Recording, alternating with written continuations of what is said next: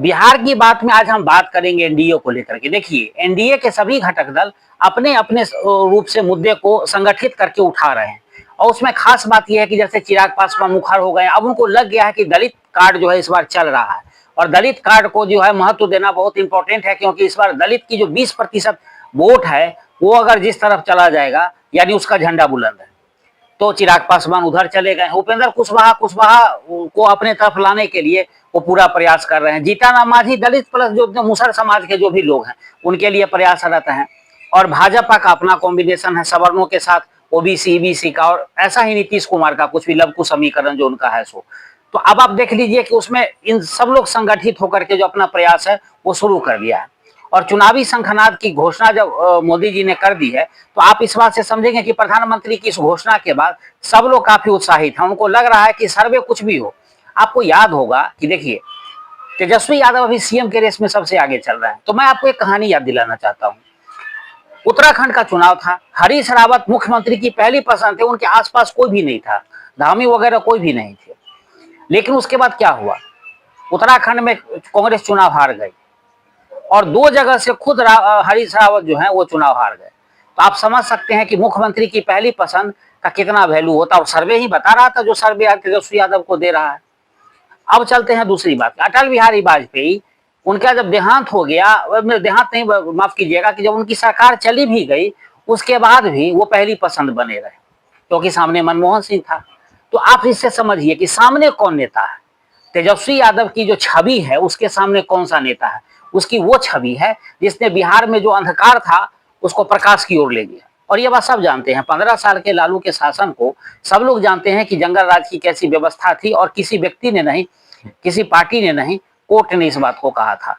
तो अब इन चीजों को लेकर के और एक खास बात इसमें ये हो गई है कि युवाओं का भी जो है वो अब इन बातों से अब युवाओं को अवगत कराया जा रहा है।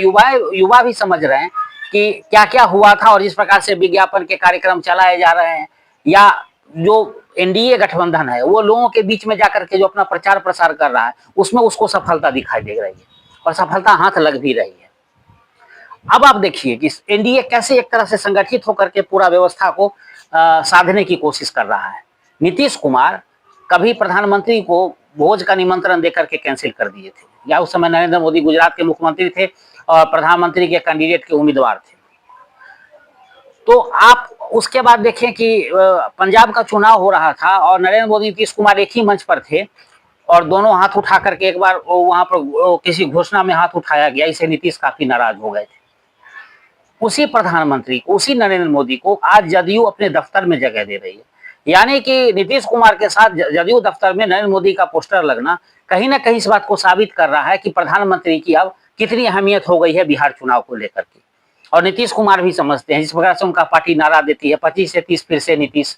तो आप इस बात को समझिए कि 25 से 30 फिर से नीतीश तभी हो सकता है कि जब नरेंद्र मोदी की अहम भूमिका हो, चाहे वो पैकेज को लेकर के हो या बिहार चुनाव में जिस प्रकार की जो रैली को संबोधन का मामला आता है या लोगों को संगठित करने की बात आती है और मोदी की गारंटी वाली बात आती है, तो बिहार के लोग इस पर भरोसा करते हैं और मिला भी है। बिहार में आप शौचालय की बात अगर करें तो बिहार इस मामले में काफी पिछड़ा हुआ था बाकी स्टेट से।